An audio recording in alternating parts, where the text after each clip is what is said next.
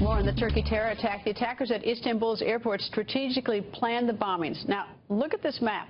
The first bomber blew himself up outside the terminal. Then the other two bombers took advantage of the chaos and got inside the building.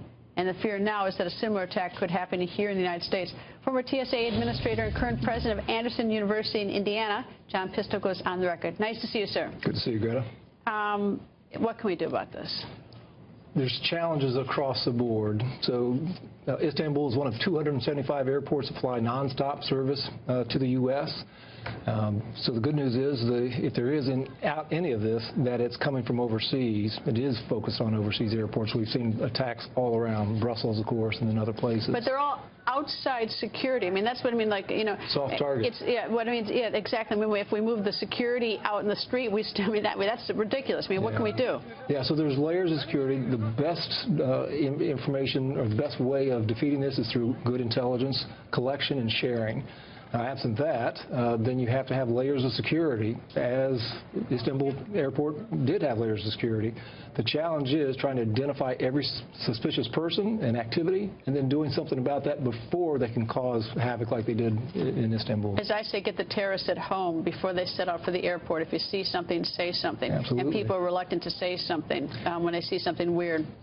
Yeah, I think this is hopefully a reminder to everybody that even though, similar to Orlando, if there is something suspicious going on, to report that, because you never know how that piece of information may factor in with what the authorities already have. You know, we seem to have a lot of attention on the international airports like JFK or LAX or Boston or Miami, but we have an awful lot of really busy regional airports that are just as vulnerable. Well, and they're so busy. Well, sure. And so there's 450 airports across the U.S., for example, where TSA provides security, and you can't make each one a fortress, which would keep. But even if it is a fortress, you still get the people in the parking lot. And so there's going to be a line someplace. There's going to be a queue of people that are going through some type of security. Now, LAX and some other airports on a random basis will set up a police patrol for traffic coming in to the terminals.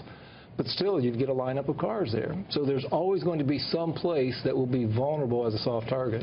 The thing that disturbs me is whether it's Boston with the marathon or Fort Hood or San Bernardino or Orlando. Every single time when we sort of do the reverse engineering on it, we go back and find out about the killers, we find out the same thing. They were always doing weird things that should have been red flags and nobody spoke up. Yeah, that's right. And that's part of the challenge, the dynamic tension, if you will, between preventing terrorist acts and the privacy, civil liberty rights of U.S. citizens anyway. How is that balanced? And if people don't feel like reporting information that they see suspicious activity, then the authorities, FBI, Joint Terrorism Task Forces, are really hampered in what they can do. Are TSA not armed?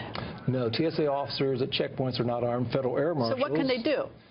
So they work very closely with airport police. Clearly, in all the large airports, there are dedicated airport police officers who work closely with TSA in terms of identifying suspicious behavior, activity, and then they do roaming patrol. So I think that's what we're going to see as we go into the 4th of July weekend. People who are traveling will see additional airport police, random patrols, probably additional canines, bomb-sniffing canines, but probably some vehicle stops as people come into airports. The problem is that these killers have no sense of survival themselves. No. They just go in and want to kill, so they don't care if they blow themselves up and get shot, and as they're doing it. It doesn't. Anyway, sir, thank you very much for joining us. Thank you.